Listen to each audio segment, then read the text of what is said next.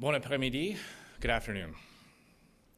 Earlier today, exactly 1 month after Canadians learned of widespread corruption and political interference in the rule of law from the Prime Minister's office, Justin Trudeau finally faced Canadians.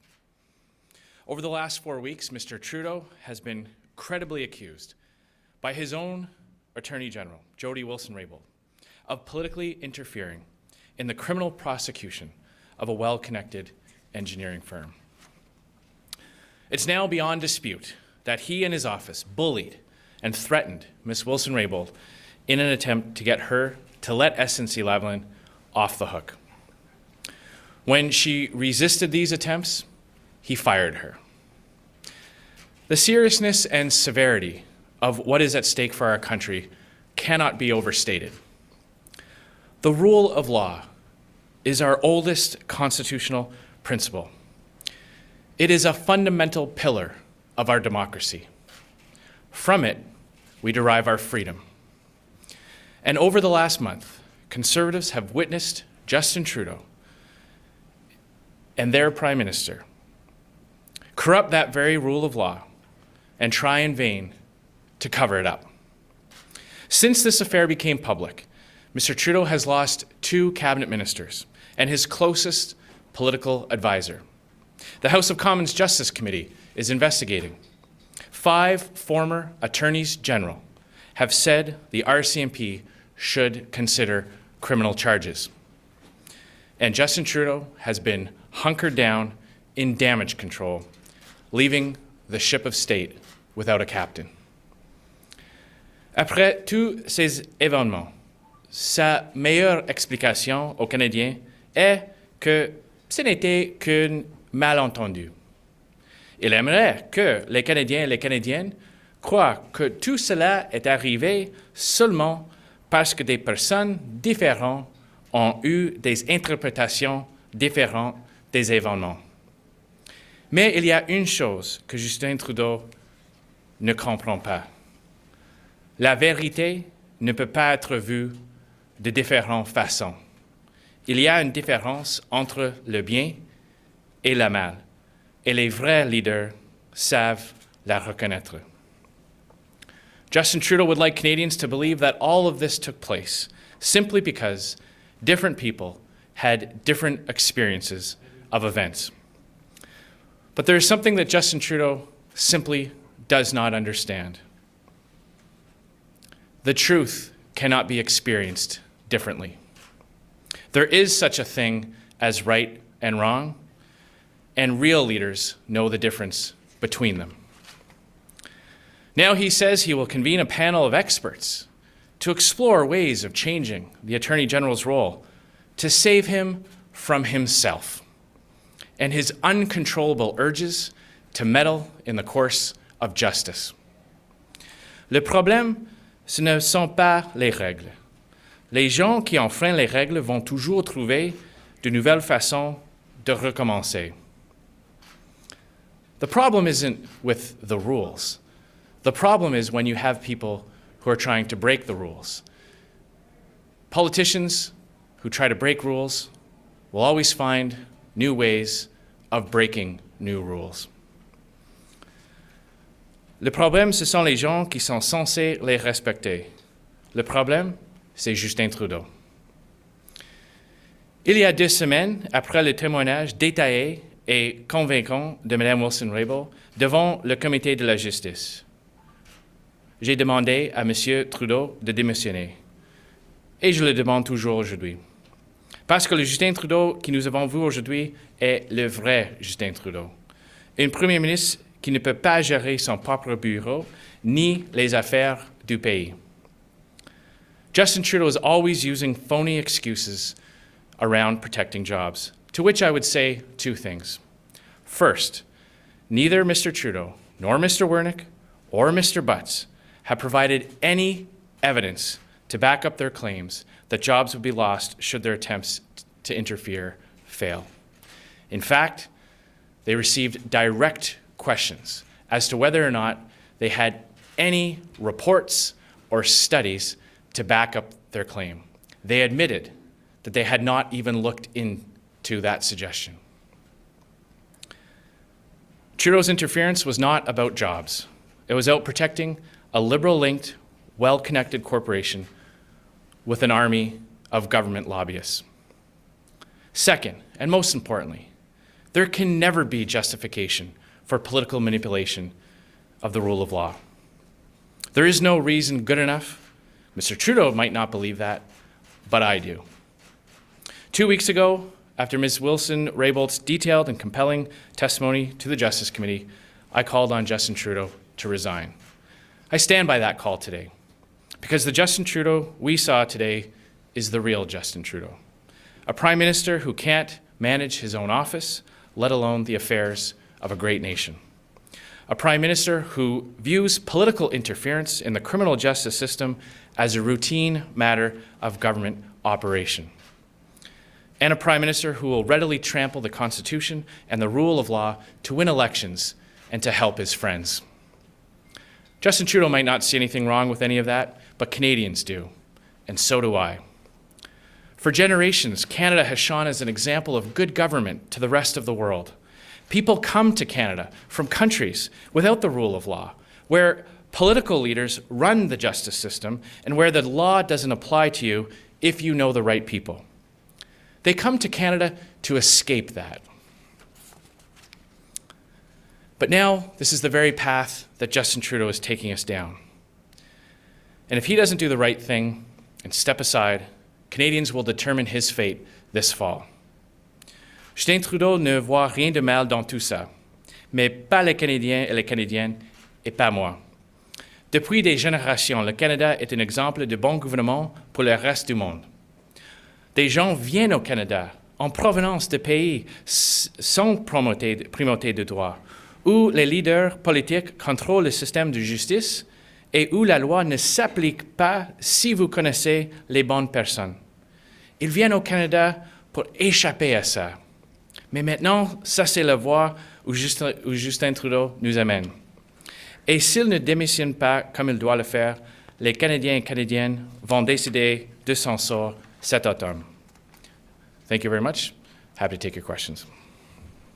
What do you think of the suggestion of separating the Attorney General and the Justice? Well, as I said, it's a proposal that we'll wait and see what the government actually suggests.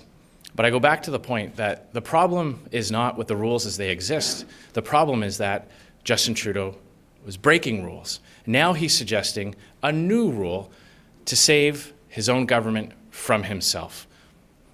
Monsieur Trudeau dit qu'il s'agit d'un malentendu entre son personnel et Mme Wilson-Raybould. Est-ce que c'est crédible selon vous? Pas du tout. Il n'y a pas une différence en opinion entre le bien et le mal. La vérité, ce n'est pas ouvert à l'interprétation. Mme Wilson-Raybould a donné le témoignage détaillé avec les dates exactes, avec les copies des courriels et des notes des conversations. La seule excuse que Justin Trudeau a à offrir, c'est que c'est un malentendu. Ça, c'est inacceptable. Et dans la mesure où Mme Wilson-Raybould dit elle-même qu'il n'y a rien eu d'illégal, est-ce que ça ne vient pas de l'acharnement de votre part? C'est clair qu'il y a une bonne base pour une enquête de GRC. Ce n'est pas seulement moi qui le crois, c'est aussi 5 anciens procureurs généraux des différents niveaux de gouvernement, des provinces et des fédéraux. Et bien sûr, le niveau pour le comportement d'un premier ministre ne doit pas être si quelque chose est légal et illégal. So quite clearly, there's enough of a base for an RCMP investigation. It's not just me that thinks that. 5 former attorneys general from different levels of government, former provincial attorneys general, as well as former federal occupiers of that post, also believe that there is enough of a base to warrant an RCMP investigation. So I continue to call for that to happen. But I would also suggest that surely in Canada, the bar for behavior for a Prime Minister should not just be whether or not something was illegal or not. What we've heard from testimony over the past 2 weeks is quite clear. There was an unwanted, sustained, and coordinated effort to politically interfere in a criminal court case. That is the crux of this matter, and that's why it warrants an investigation. How would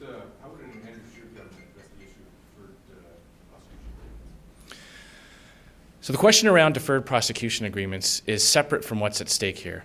Parliament passed this new measure and gave it as a tool to the courts, gave it as a tool to independent public prosecutors. What Justin Trudeau is being accused of is that when those independent agents of our justice system determined that SNC-Lavalin did not qualify based on the law as the Liberals wrote it, that he went to work and wouldn't take no for an answer and put pressure on his Attorney General to overturn that decision based on political considerations. That is completely unacceptable. And as Prime Minister, I would never interfere in an independent investigation into criminal proceedings. Mr. Scheer, we're at a new phase in this drama, which is a month long. Today, the Prime Minister stood at a similar setting in Ottawa, and in essence said that he didn't do anything wrong. In essence, he's not going to do anything about it. And the other step was that he's going to go to an event here for women tomorrow. In light of the fact that two highly respected and successful women have been left on, basically on the dustbin, if you will. What's your comment on basically looking in the camera as he did today? You get my point back up. Well, what we saw today was a complete phony act of fake sincerity from Justin Trudeau, as we've seen, quite frankly, during his entire time in this office. He had an opportunity today to show some leadership, to accept responsibility for what he himself has done. And instead, he chose to duck and hide. He sent his best friend and personal advisor to committee to deliver a message for him that today he largely repeated. We've called on him to appear before the Justice Committee so that he can answer questions directly from parliamentarians. He continues to refuse to do that. I'd also point out that not only did he remove Ms. Wilson-Raybould from her position, after holding her up as an example of the type of ministers that he wanted to give prominent roles in his government, but he continues to keep the gag order in place that prevents her from fully detailing the events that surrounded her removal from the post of Attorney General, leading up to her ultimate resignation. So it's quite clear that Justin Trudeau, when it comes to openness and transparency, says one thing and does another. When he talks about respecting the contributions of women in his cabinet, again, says one thing and does another. He's just completely insincere on this, and he has broken trust with Canadians. Mr. Scheer, what's the Conservatives' playbook to get action on this file, or answers to get along with this and to come to a resolution as we see fit for Canadians? Well, as you know, over the past 4 weeks, we've been using every tool at our disposal to shine the light of day on the scandal. And from the beginning, Justin Trudeau has acted like someone who has something to hide. We saw it again today with his refusal to answer direct questions about his role. We see it continuing with his refusal to lift the gag order off Ms. Wilson-Raybould, allowing her to give a full accounting of the events that surrounded her removal, the removal of her position. And we attempted to call a public inquiry. Liberals used the majority to vote that down. We attempted to force Justin Trudeau to appear himself before the Justice Committee. He used his majority to vote that down. More and more Liberal MPs are expressing their concern at the undemocratic nature that Justin Trudeau is using to deal with this scandal.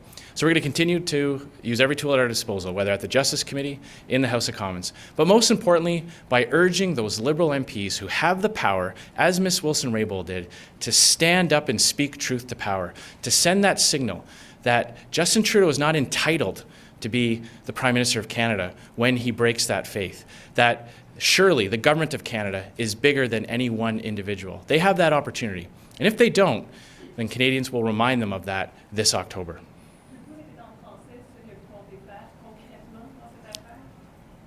Alors, c'est clair dès le début que notre parti a utilisé chaque outil qui était disponible à nous pour trouver la vérité dans ce scandale.